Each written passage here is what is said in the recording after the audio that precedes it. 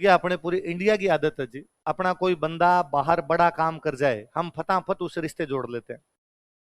जब तक बड़ा काम नहीं करता हम देखते नहीं उसकी तरफ। ये वैसे ही सबके, आप सारे यहाँ पढ़ रहे हो, आप में से जो आरएस लगेंगे तो आपके दूर दराज के ऐसे ऐसे रिश्तेदार आएंगे जिनको आपने तो खुद ने कभी देखा ही नहीं था, कि तू नहीं पहचान रहा, बाकी मैं तेरी भुआ लगती हूँ। और मुझे तो पहले बचपन में ही पता था कि तुम बड़ा होगे क्या बनेगा। और आप मन ही मन सोचो यार, मुझे तो खुद को ही नहीं लग रहा था, पता नहीं कैसे सिलेक्शन हो गया, अभी तक ही विश्वास नहीं हो रहा है। मेरे 10th में परसेंट आए थे 52। बचपन में कब लग गया था कि मैं आरएस बनूंगा कि नहीं बनूंगा। और जब तक आप नहीं बनोगे तब तक एकदम जो नजदीक वाले पड़ोसी हैं वो भी कहते रहेंगे, अरे कौन तैयारी करता है। हाँ, जयपुर बेटे मजे करते हैं, फिल्में देखते हैं, फिल्में हमारा तो देखा हुआ है। 2-3 बार तो इधर उधर हमने बस स्टैंड पे घूमते ही देख लिया था इसको। सफलता के 100 रिश्तेदार होते हैं, असफलता अनाथ होती है। सफलता के असफलता, बांटिया जी की फांसी लग गई, बांटिया जी शहीद हो गए क्रांति की, इसलिए हम भी कहते हैं मूल रूप से कहां के थे। और बाबड़े बीकानेर वाले कहां जा जाके मर गए, हम उनका नाम भी जानते नहीं है। बांटिया जी का नाम होता, हमने कहा भाई साहब हमारा लेना देना, ये बीकानेर का खून है जो उनकी धमनियों में दौड़ रहा था। और वहां पर भी जाकर वो क्या हो रहे थे, शहीद हो रहे। ये तो अपने इंडिया के एक कोई बंदे अमेरिका जाके बस गए जी, बॉबी जिंदल। कौन बस गए थे, बॉबी जिंदल। 2002 के आसपास की बात है। बॉबी जिंदल अमेरिका में एमएलए का चुनाव जीत गए। एमएलए होता है जैसे अपने एमएलए होते हैं, तो वहां एमएलए का चुनाव जीत गए। बंद कर दे रहे, मोबाइल दुनिया थोड़ी, इससे बाहर भी दुनिया है। वहां जाके एमएलए का चुनाव जीत गए। वहां जाके एमएलए का चुनाव जीते तो इंडिया वालों को पता चला कि बॉबी जिंदल, जिंदल कहते अपना दिमाग काम कर गया, हरियाणा पंजाब का है बंदा। हाथों हाथ अपने पत्रकार चले गए, यही है वो घर जहां पर रहते थे बॉबी जिंदल के पापा। इसी चूल्हे में खाई थी उन्होंने रोटियां। और बॉबी जिंदल चुनाव जीतने का, हमने कहा भारतीयों ने बजाया अमेरिका में अपना डंका, बता दिया भारतीयों ने कि हम भी किसी से कम नहीं है। और अब बॉबी जिंदल भारत और अमेरिका की विदेश नीति में निभाएंगे मुख्य भूमिका। और बॉबी जिंदल सोचेगा एमएलए से विदेश नीति में कौन पूछता है, पर हमने यूं खूब तारीफ की। बॉबी जिंदल बड़े शानदार आदमी, बड़े शानदार पॉलिटिशियन। और बॉबी जिंदल धीरे धीरे वहां बन गए मुख्यमंत्री। जैसे आपने मुख्यमंत्री होता है, वहां होते गवर्नर, तो वहां राज्य में क्या बन गए, गवर्नर। अब से गवर्नर बने, हमने वापस कहा कि बढ़ रहा है कारवां, कदम कदम बढ़ाए जा, जल्दी ही पहुंच जाएंगे हम व्हाइट हाउस, जल्दी होगा तिरंगा व्हाइट हाउस पर। क्या भारतीय कर लेंगे कब्जा। बॉबी जिंदल ने और प्रगति की, और हमने वापस लिखा भारत और अमेरिका की विदेश नीति में लग जाएंगे 4 चांद। बॉबी जिंदल बन चुके हैं गवर्नर। अमेरिका में क्या 2 पार्टियां हैं, एक पार्टी का नाम है डेमोक्रेटिक, एक पार्टी का नाम है रिपब्लिकन। कौन कौन सी 2 पार्टियां, डेमोक्रेटिक और रिपब्लिक। वो पुरानी डेमोक्रेसी है जी, मेच्योर लोग है वो दुनिया के, इसलिए वहां क्या होता है, मतलब 2 पार्टी, एक पार्टी डेमोक्रेटिक, एक पार्टी कौन सी है, रिपब्लिकन। तो वहां राष्ट्रपति का जब चुनाव होता है तो पहले रिपब्लिकन सारे इकट्ठे होंगे, भाई ये डेमोक्रेटिक है, डेमोक्रेटिक सारे इकट्ठे हुए, रिपब्लिकन है ये सारे इकट्ठे हुए। पार्टी पार्टी इकट्ठी होती है। डेमोक्रेटिक ने अपनी पार्टी पूछा, भाई बताओ रे इस बार राष्ट्रपति के चुनाव लड़ने की इच्छा किस किस की है। और मान लो 2 आदमी खड़े हो गए, मैंने कहा मैं लड़ूंगा, एक ने और ने किसी ने कहा भाई वो भी लड़ेगा। इधर रिपब्लिकन में बैठे, भाई तुम्हारे में बताओ रे चुनाव कौन कौन लड़ना चाहता है। इधर भी मान लो 3 आदमी खड़े हो गए, भाई मैं भी लड़ूंगा, मैं भी लड़ूंगा, मैं भी लड़ूंगा। तो पहले वहां पार्टी के अंदर चुनाव करवाते हैं कि पहले पार्टी में एक कैंडिडेट आए, बाद में उसको सारे अपने सपोर्ट कर देंगे। तो जब 2016 में वहां पर चुनाव हो रहे थे, तो वहां पर डोनाल्ड ट्रंप रिपब्लिकन से जब लड़ रहे थे, तो उनके सामने पार्टी में जो चुनाव लड़ रहे थे वो बॉबी जिंदल है। कौन लड़ रहे थे। और उस साल यदि बॉबी जिंदल चुनाव जीत जाते, डोनाल्ड ट्रंप को यदि पार्टी वाले चुनाव में हरा देते, तो अमेरिका के राष्ट्रपति कौन बनते, बॉबी जिंदल।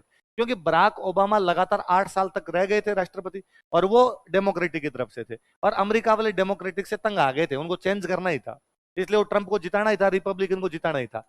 तो जब वहां आपस में चुनाव हुए तो ट्रंप के सामने कौन लड़ रहे थे, बॉबी जिंदल। तो अपने मीडिया ने वापस लिखना शुरू किया, अब लड़ रहे हैं हम सेमीफाइनल। यदि जीत गए सेमीफाइनल तो बाद में फाइनल में भिड़ेंगे हिलेरी क्लिंटन से। डेमोक्रेटिक की तरफ से लड़ रही थी हिलेरी क्लिंटन। और हमने कहा कि अब दूर नहीं है व्हाइट हाउस, एक कदम दूर, जल्दी कर लेंगे हम कब्जा। अब वहां जब चुनाव प्रचार चल रहा था तो इंडियंस खूब सारे रहते हैं, तो वहां एक मंदिर है, दिवाली का दिन था, मंदिर के बाहर कुछ छोटी छोटी बच्चियां खड़ी फुलझड़ियां जला रही थी। तो ट्रंप की बेटे की बहू चुनाव प्रचार के लिए निकली हुई, अगर यूं ही निकली हुई होगी बेचारी। और उसने जब देखा कि कोई इंडियन खड़े हैं, फुलझड़ियां लेके खड़े हैं, छोटी छोटी बच्चियां खड़ी है, तो उसने छोटी छोटी बच्चियों के साथ फोटो खिंचवा ली, तो वो भी फुलझड़ी लेके खड़ी है इधर। इंडिया वालों ने वापस लिखा देख रहे हैं हमारा दम। ट्रंप की पुत्र वधू को जलानी पड़ रही है फुलझड़ियां। इंडियंस वोटों के लिए क्या क्या नहीं करना पड़ रहा है ट्रंप को, लेकिन जीतेंगे बॉबी जिंदल। और जीतेंगे बॉबी जिंदल तो करेंगे हम व्हाइट हाउस पर कब्जा। वह दिन दूर नहीं जब तिरंगा लहराएगा व्हाइट हाउस पर। इंडियन इंडियन इंडियन भयंकर करना शुरू किया। ये दिन बॉबी जिंदल जब घर से बाहर निकले प्रसार के लिए जा रहे थे, तो अमेरिका के एक पत्रकार ने उनसे पूछा कि mister Bobby Jindal, are you an Indian? क्या आप एक भारतीय? बॉबी जिंदल ने पहले तो बड़ा बुरा सा मुंह बनाया। उसने कहा no, I am proud to be an American. मैं अमेरिका का हूं और इस बात पर प्राउड फील करता हूं कि मैं कहां का हूं, अमेरिका। और प्लीज ये इंडिया इंडिया कहना बंद करो, मेरा इंडिया के साथ कोई लेना देना नहीं। मुझे बॉबी जिंदल बहुत अच्छा लगा। जिसकी खाओ बाजरी उसकी बजाओ हाजरी। जिस देश ने आपको यह तक मौका दिया है कि आप उसके राष्ट्रपति बन सकते हो, उसके ऊपर गद्दारी मत की। रहा होगा आपका कोई देश, अब आपका देश वो है जहां पर आप रहते हो।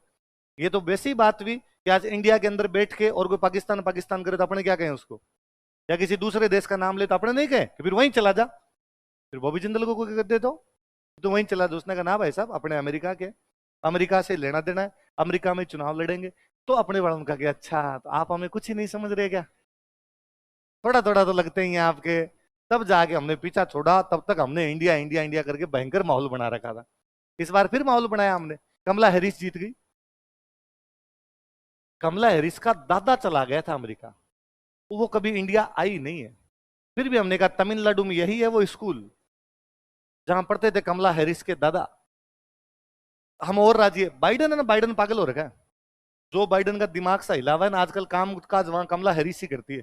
और बाइडन मर ही सकता कभी, ज्यादा है नहीं बापड़े में, आपको दम बचा नहीं, बूढ़ा सा आदमी वैसे। अभी थोड़े दिन पहले वो नेवी वालों की कौन सी परेड थी, उसमें तो गिर ही गया था। तो कमला हैरिस वहां देख रही थी। अपने वाले तो और राजी है कि बाइडन मरे, और बाइडन मरते ही कमला हैरिस क्या बन जाएगी, राष्ट्रपति। फिर अपने वाले और कहेंगे आखिर हो ही गया व्हाइट हाउस पर कब्जा। कैसे आए लेकिन आ गए हम व्हाइट हाउस पर। उधर आपके ये बाइडन और कमला हैरिस जीत के आए थे। उन्हीं दिनों अपने मोदी जी की कोई अमेरिका की यात्रा, मोदी जी अमेरिका गए हुए तो एक फोटो बड़ा वायरल हुआ था कि मोदी जी छतरी लिए खड़े में, बारिश आ रही है और कमला हैरिस भागती भी आ रही है उधर से। नीचे अपने वालों ने लिखा कि मेरी छतरी के नीचे आ जा। क्यों भेजे कमला खड़ी खड़ी। भारतीय जनता है, मनोरंजन प्रिय जनता है जी। जहां मनोरंजन का कोई अवसर उपलब्ध हो वहां मनोरंजन प्राप्त कर लेते। तो बांटिया जी का अपने से क्या लेना देना। ग्वालियर के अंदर सेठ थे, ग्वालियर में कमाई करते, ग्वालियर में रानी को पैसे दिए। पर हम पढ़ते हैं कि राजस्थान के क्या थे, क्रांति के भामाशाह थे और राजस्थान के पहले शहीद थे।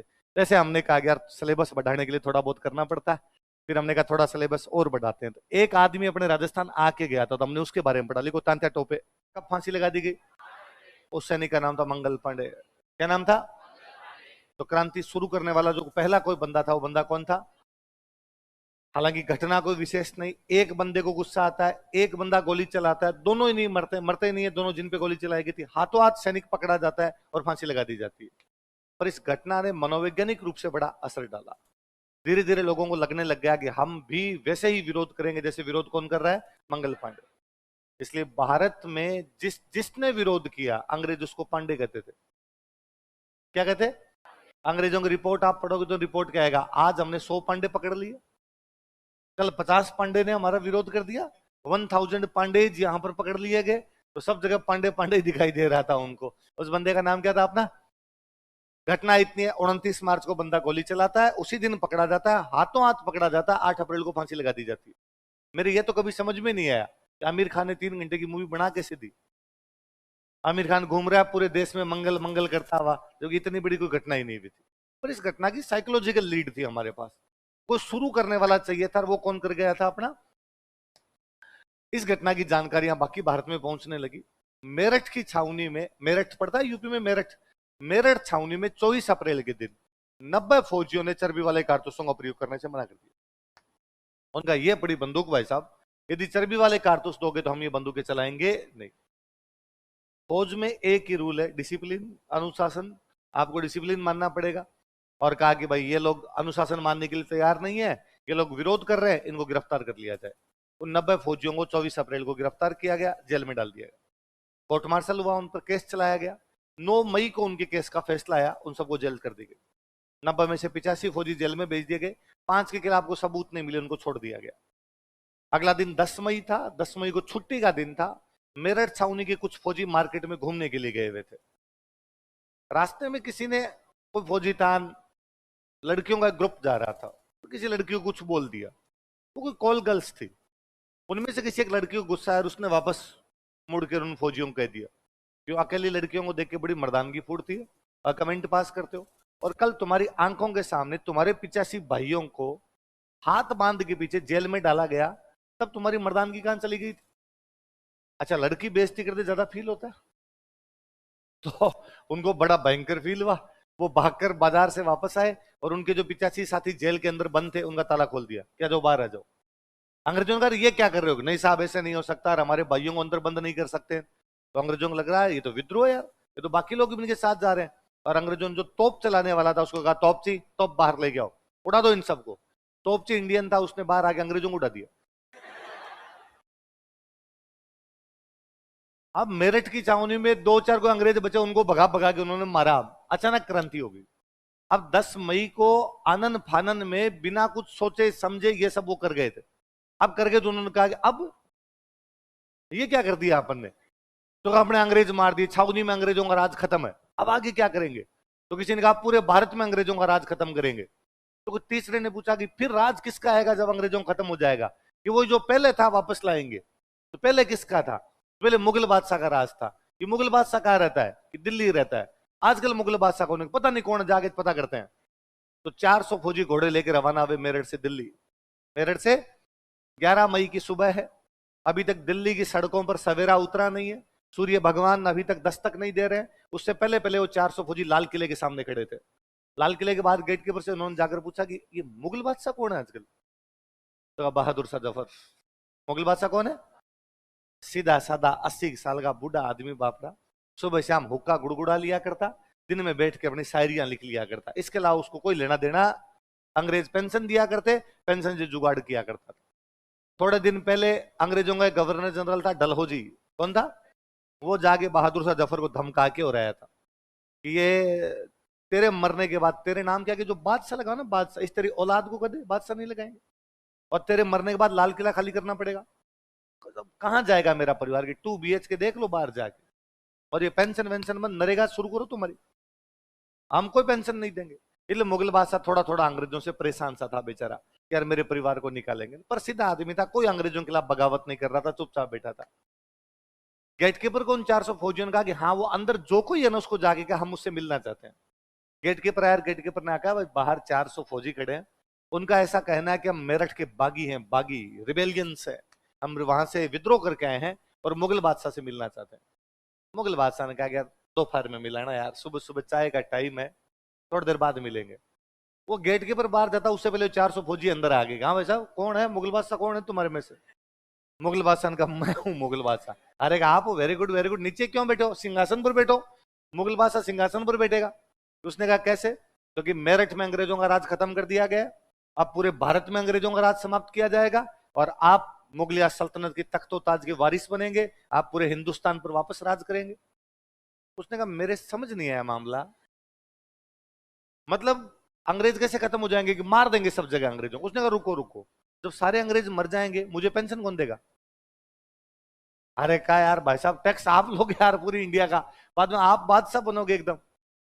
उसने कहा फालतू की बात नहीं, नहीं ऐसे नहीं करते, अपने सियाने बच्चे घर जाओ वापस। तो एक आधे फौजी गुस्सा है, उसने बंदूक लगाई। उसने कहा बन रहा है कि नहीं बन रहा? हम कह रहे हैं ना बादशाह है तो। उसने कहा बादशाह हूं बादशाह हूं, एक बार घरवाली से तो पूछ लूं, इतनी छूट तो दो कि हाँ। और बहादुर शाह जफर की वाइफ थी जिन्नत महल, क्या नाम था? वो अंदर गया, उसने जाकर कि जिन्नत महल बाहर पता नहीं कौन 400 फौजी हैं, कह रहे हैं हम मेरठ के बागी हैं, अंग्रेजों को मार दिया है, क्रांति की है हमने, अब पूरे भारत में अंग्रेजों को मार के वापस मुगलिया सल्तनत का राज्य स्थापित करना चाहते हैं, मुझे मुगल बादशाह बनाना चाहते हैं। तू शानी है, तू बता क्या करना चाहिए क्या नहीं करना चाहिए। और जिन्नत महल को लगा कि अरे यार मजा आ जाएगा, कभी मुगलिया राज हुआ करता था और अकबर जहांगीर शाहजहां औरंगजेब का राज था, और अकबर जहांगीर शाहजहां औरंगजेब झरोखे में आके बैठते, ऊपर किले के अंदर आके झरोखा था, खिड़की थी, खिड़की में आके बैठते और दिल्ली की जनता नीचे देखने के लिए उमड़ती। यार बादशाह के सुबह सुबह दर्शन किए जाए, जरोखा दर्शन। और बादशाह केवल आगे हाय हाथ हिला के जाता। बीच में बादशाह बना जहांगीर। जहांगीर दारूडिया था, भयंकर दारूडिया आदमी था, सारा दिन पिया हुआ रहता, इसलिए जहांगीर से खड़ा नहीं हुआ जाता तो उसको लाके कुर्सी पे बिठाते, और जहांगीर के साथ जहांगीर की बेगम बैठती नूरजहां, और नूरजहां हाथ हिलाती। और जिन्नत महल को लगा कि ये तो डोकरा है, वैसे अपने राज करेंगे, अपने बेगम बनेंगे, अपने हाथ हिलाएंगे, क्या राज आएगा अपना। और जिन्नत महल ने बहादुर शाह जफर का कि हैं वो एक बार बादशाह बन के देखो। बहादुर शाह को मरवाने में मुख्य भूमिका किसकी है? वो उस दिन नहीं गए, बापड़ा सीधा साधा आदमी फालतू में जिन्नत महल के काम आ गया। कि व्यक्ति की सफलता में पुरुष की सफलता में महिला का हाथ होता है, मगर असफलता में भी उतना ही हाथ है। ये देख लो, बोले जिन्नत महल वाला देख लो। 11 मई को वो दिल्ली पे कब्जा कर गए थे। 11 मई को बहादुर शाह जफर को बादशाह घोषित कर दिया गया था। अब धीरे धीरे खबरें सब जगह पहुंचने लगी। राजस्थान में खबर पहुंचती है 19 मई को, तो ऐसा ऐसा कांड हो गया है, करना है। एजीजी बैठा है उन दिनों में आबू। एजीजी कहां पर है? एजीजी ने हाथों हाथ राजस्थान के सारे राजाओं को लेटर लिखा, और लेटर के कहा ऐसा ऐसा कुछ मामला है, प्लीज यदि कहीं पर भी कुछ हो दबाया जाए भाई। एजीजी बेचारा खुद अजमेर की तरफ आया, अजमेर जाके मामले देखते हैं सारे। अजमेर अंग्रेजों का मुख्य अड्डा था, राजस्थान में एजीजी का ऑफिस था, इसलिए अजमेर की सिक्योरिटी के लिए हमेशा एक सेना अजमेर में भी रहती। इन दिनों अजमेर के अंदर एक सेना बैठी है, उस सेना का नाम है 15th NI। कौन सी सेना? बंगाल से आए हुए सैनिक है, 15वीं बंगाल नेटिव इन्फेंट्री। पैदल सेना की कौन सी टुकड़ी बैठी है यहाँ पर? 15। और एजीजी ने आते ही जब देखा कि यार बंगाल के सैनिक और ये बंगाल वाले जो सैनिक जो अजमेर में बैठे थे 15वीं पैदल सेना वाले, इनकी थोड़े दिन पहले पोस्टिंग थी मेरठ। कहां पे थी? और एजीजी ने कहा ये बंगाली, एक तो बंगालियों वैसे अंग्रेजों के खिलाफ भावना, फिर ये लोग कहां से आए? मेरठ। और मेरठ में ये गुपचुप चली रही थी, यार इस प्रकार की बातें वहां पर होने वाली बता रही है, हमारे लिए भी ला सकते हैं। चलो तो क्या यार, अरे रुक जाओ, चलो उनको कहा था, आपको तो बात सुननी पड़ेगी, थोड़ी देर हो रहे। तो कहा कि भाई ये बंगाल के सैनिक है, विद्रोह की भावना है, मेरठ से आए हुए हैं, तो चर्बी वाले कारतूसों की बात पता है, और इनको अजमेर दे रखा है, मतलब दूध की रखवाली बिल्ली को। ये तो बहुत गलत बात है। तो एजीजी ने कहा कि इस जो ये जो 15th नेटिव इन्फेंट्री जो अजमेर बैठी, इनका ट्रांसफर करो। तो कहां भेजें? इन पैदल सेना की 15वीं टुकड़ी के सैनिकों को कहा कि तुम नसीराबाद चले जाओ। कहां चले जाओ? तो उन्होंने दो सवाल उठाए कि क्यों जाएं? हमें अभी अभी तो मेरठ से कहां भेजा था? अजमेर। अब अजमेर से नसीराबाद कैसे? हाथों हाथ। फिर दूसरा, हम चले जाएंगे, अजमेर की रक्षा कौन करेगा? अजमेर की रक्षा भी जरूरी है। तो इनको कहा कि तुम नसीराबाद जाओ, तुम्हें नसीराबाद ही भेजना था, गलती से अजमेर आ गए तुम, गलती से ट्रांसफर हो गया। अजमेर की रक्षा के लिए हम ब्यावर से एक लोकल बटालियन बुला लेंगे। और ब्यावर में अपने राजस्थान की एक लोकल बटालियन बैठी थी, मेर बटालियन। कौन सी थी? तो मेर बटालियन को तो ब्यावर से कहां बुला लिया गया? अजमेर। और 15th नेटिव इन्फेंट्री को अजमेर से कहां भेज दिया गया? पर ये गए ना, तब इनका दिमाग खराब हुआ, और इन्होंने कहा यार ऐसे कैसे भेज दिया, थोड़े दिन पहले तो कहा था अजमेर जाओ, और अब बोरिया बिस्तर उठा के नसीराबाद जाओ। ये नसीराबाद पहुंचे, अंग्रेज एक और गलती कर गए। अंग्रेजों ने इनको जाते ही कहा कि हथियार जमा करा दो। क्या जमा करा दो? हथियार क्यों जमा करा देंगे? ना ना, ऐसे ही ऐसे रूटीन में एक बार जमा करा दो, बाद में दे देंगे। इनको और दिमाग खराब हुआ, यार सेना हथियार कब जमा करवाती है? फिर इन्होंने एक दूसरा ऑर्डर सुना। वहां पे एक ऑलरेडी एक बटालियन खड़ी थी बॉम्बे की, बॉम्बे लेंसर्स खड़ी थी वहां पर।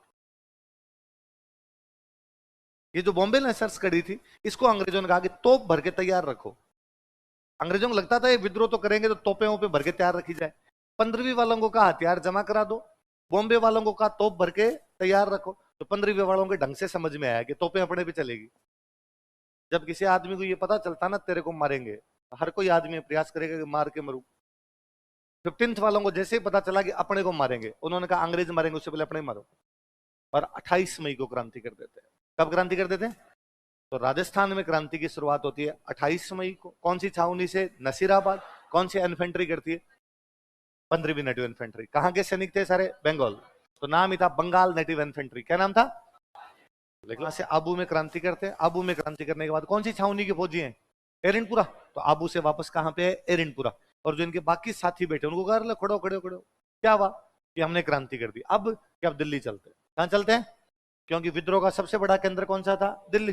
क्योंकि अंग्रेजों का राज खत्म करने के बाद राज किसका आएगा? मुगल बादशाह। और मुगल बादशाह कहाँ रहता है? दिल्ली। इसलिए सारे विद्रोही विद्रोह करने के बाद कहां जा रहे थे? अभी तक तो राज किसका है? अंग्रेजों का। तो सैनिक किसकी तरफ से लड़ते थे? अंग्रेजों के। अब अंग्रेजों का राज खत्म होगा तो राज किसका आएगा? बहादुर शाह। तो सैनिक किसकी तरफ से लड़ेंगे? बहादुर शाह। बहादुर शाह कहाँ रहता है? तो नाम तो लिखवाए, वहां तो जाए। इसलिए अबू से सैनिक एरिनपुर आए और अपने बाकी साथियों को लेकर किधर जाने का प्रयास किया। लेकिन तो मारवाड़ का राजा कौन है? मारवाड़ में अपने राठौड़ वंश था। कौन सा वंश था? इडर में भी राठौड़ वंश था। मारवाड़ वाले राठौड़ और इडर वाले राठौड़ भाई थे। मारवाड़ वाले राठौड़ों में से एक राठौड़ इडर चला गया था और वहां उसने राज्य की स्थापना की थी। तो मारवाड़ में यदि कोई राजा मर जाता और उसके बेटा नहीं होता तो गोद कहां से लिया करते? इडर। यदि इडर में राजा मर जाता और उसके बेटा नहीं होता तो गोद कहां से लेते? तो मारवाड़ में एक राजा थे, उसका नाम था मान सिंह। क्या नाम था? अंग्रेजों के साथ जो संधि करता उस राजा का नाम क्या था? मान। पर मान सिंह के बेटा नहीं था। अब मान सिंह जब जोधपुर में मर गया, मारवाड़ में मर गया, उसके बेटा नहीं, तो गोद कहां से लेना पड़ेगा? इडर। इडर से एक राजकुमार को गोद बुला के राजा बनाया गया। उस राजकुमार का नाम था तख्त सिंह। क्या नाम था? कुल मिला कहने का मतलब है तख्त सिंह अपने मारवाड़ का नहीं था। कहां से बुलाया गया था? तख्त सिंह गुजराती है। तख्त सिंह कौन है? लेकिन राठौड़ था, इडर का था, राजकुमार था, इधर लाके उसको राजा बना दिया गया। अब जब तख्त सिंह राजा बन गया तो राजा के अंडर में कौन होते हैं? सामंत।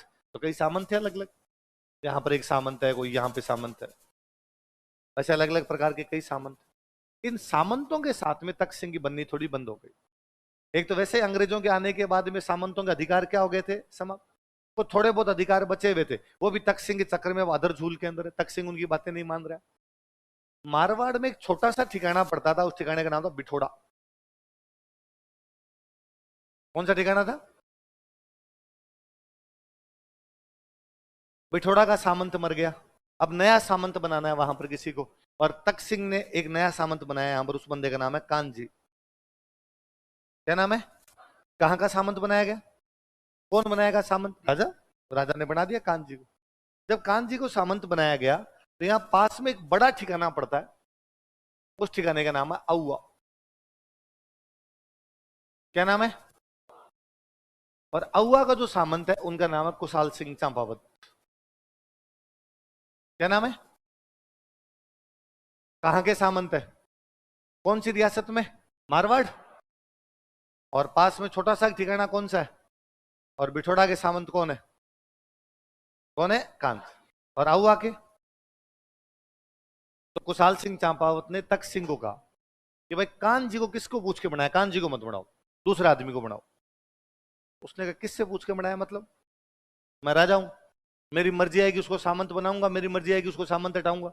तुम कौन होते हो ये कहने वाले? ने कहा मैं यहाँ का प्रथम श्रेणी का सामंत हूँ, फर्स्ट ग्रेड सामंत, बड़ा सामंत हूँ, और मेरे से बिना पूछे यहाँ पर काम नहीं कर सकते। उसने कहा अच्छा, काल मरी आज भूतनी होगी, तुम बताओगे क्या करना है क्या नहीं करना, मैंने बना दिया, जा तेरे कुछ हो तो कर लेना। कुशाल सिंह को बड़ा गुस्सा आया। कुशाल सिंह ने जाकान जी को सल्टा दिया। राजा ने किसी बंदे को सामंत अपॉइंट किया या किसी भी पोस्ट पर अपॉइंटमेंट दी, रिक्रूट किया, एक थर्ड पर्सन जाके उस बंदे को मार देता है, क्या ये राजा की आज्ञा का उल्लंघन नहीं है? ऑर्डर वायलेट हो रहा है, वायलेशन किया जा रहा है उसका। राजा की आज्ञा के उल्लंघन का एक ही मतलब था, सजाए मौत। कुशाल सिंह चांपावत इस बात को बहुत अच्छे से जानते थे कि अब मुझे पकड़ के गिरफ्तार किया जाएगा। अब कुशाल सिंह के पास में दो तीन रास्ते हैं। एक रास्ता तो यह है कि कुशाल सिंह जाके तख्त सिंह से सॉरी बोल दे, तो जब गलती हुई धूड़ खाई, आइंदा से इस प्रकार की कोई गलती नहीं करो, एक बार छोड़ मेरे को। एक तरीका यह है कि बाकियों को, बाकी भाइयों को बुलाए और बैठ बांट के समझौता कर ले कि तेरे को हम जमीन दे देंगे, भाई इतनी जमीन है मेरे पास, आधी तू रख ले, मैं तो आधी रख लूंगा, समझौता कर ले, जो हुआ हो गया, अभी छोड़ो इसको, माफी मांग ले, समझौता कर ले। एक ये है कि न तो माफी मांगेंगे ना समझौता करेंगे, जो होगा वो देखा जाएगा। फिर क्या होगा? फिर तख्त सिंह आपको पकड़ने के लिए सेना भेजेगा, आप लड़ लो उससे। कुशाल सिंह ने कहा तीसरा रास्ता, अपने न तो माफी मांगेंगे ना समझौता करेंगे, अपने क्या करेंगे? लड़े। लड़े कैसे? राजा की सेना तो बहुत बड़ी है, सामंतों की सेनाएं वैसे भी भंग कर दी गई थी, थोड़े बहुत फौजी है, या नए फौजी रिक्रूट कर लेंगे, और तो क्या हो सकता है, भाइयों कहेंगे भाई लड़ो, तो भाई लड़ेंगे, और तो क्या हो सकता है, पर फिर भी राजा के खिलाफ कम पड़ेंगे। कुशाल सिंह इस उधेड़ बून में है कि क्या करना है क्या नहीं करना है। उधर तख्त सिंह है कि गिरफ्तार करें नहीं करें, वो भी चार बातें सोच रहा है, बड़ा सामंत है, क्या करना है। इतने में दिन कुशाल सिंह शाम के टाइम में माता जी के मंदिर में बैठे बैठे पूजा कर रहे हैं। आउआ के अंदर एक मंदिर है, सुगाली माता का मंदिर। कौन सी माता जी का? और सुगाली माता जी के मंदिर में बैठे बैठे भवानी को याद कर रहे हैं। और उनके एक बंदे ने आके उनको कहा कि कुशाल सिंह जी, एरिनपुरा में क्रांति हो गई। कहां क्रांति हो गई? उनका पक्का? पक्की खबर, एरिनपुरा वालों ने क्रांति कर दी। अब कि वो दिल्ली जा रहे हैं। एरिनपुरा वाले फौजी कहां जा रहे थे? और कुशाल सिंह एरिनपुरा वाले फौजियों को बीच में रोकते हैं। रास्ते में गांव पड़ता था खेरवा। कौन सा गांव था? ये सारे पाली में, बिठोड़ा, आउआ, खेरवा, ये सारे गांव कहां पड़ते हैं? और एरिनपुरा वाले जो फौजी दिल्ली की तरफ जा रहे थे, कुशाल सिंह जांबावत उनको कहां रोकते हैं? और कुशाल सिंह उनको कहते हैं, आपस में एक दूसरे को जानते थे, एक दूसरे से रामा श्यामा की दुआ सलाम हुई आपस के। पूछा कुशाल सिंह जी ने, अरे आज इतने तैयार हो गए किधर? एरिनपुरा वाले नारे लगाते हुए जा रहे थे, मारो फिरंगी दिल्ली चलो, मारो फिरंगी दिल्ली चलो। फिरंगी मतलब अंग्रेज। फिरंगी मतलब अपने अंग्रेजों का, विदेशियों को यहां पर क्या बोलते थे? फिरंगी।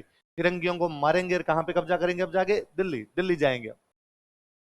कुशाल सिंह जी ने कहा, अरे नारे वारे लगाते हुए किधर आज? अरे ठाकुर साहब आपको नहीं पता, हमने क्रांति कर दी है। कैसे? क्या सल्टा दिया आबू मेर जितने अंग्रेज आए सामने, एरिनपुरा में मार दिए, अब दिल्ली जाएंगे हम। तो कुशाल सिंह ने कहा, तो क्रांति की तो दिल्ली जाने की आवश्यकता क्यों है? क्यों? आउआ चल लो मेरे साथ। कुशाल सिंह ने दिमाग लगाया कि फौजी खूब सारे हैं, अपने को तख्त सिंह से लड़ना है, अपने काम आएंगे ढंग से। सैनिकों ने कहा, पर हम तो क्रांतिकारी हैं, आउआ जाके क्या करेंगे? तो दिल्ली जाके क्या करोगे? तो दिल्ली में हम क्रांतिकारियों को बहादुर शाह जफर रुपए देगा, बहादुर शाह जफर हथियार देगा, तो हम लड़ेंगे उसकी तरफ से। कुशाल सिंह ने कहा, दोनों काम मैं करूं तो? मैं तुम्हें हथियार दूं, मैं तुम्हें तनख्वाह दूं, लड़ लो मेरी तरफ से। उनका नहीं नहीं, आप समझ नहीं रहे हमारी बात, हम क्रांतिकारी हैं, हम क्रांति कर रहे हैं, क्रांति के लिए बहादुर शाह जफर से लड़ेंगे। कुशाल सिंह ने कहा, मैं तो खुद ही क्रांतिकारी हूं। आप कब से? जस्ट अभी अभी अभी। आप तो नारा चेंज करो अपने, मारो फिरंगी दिल्ली चलो नहीं, मारो फिरंगी आउआ चलो। और कुशाल सिंह उन सैनिकों को लेके कहां आगे?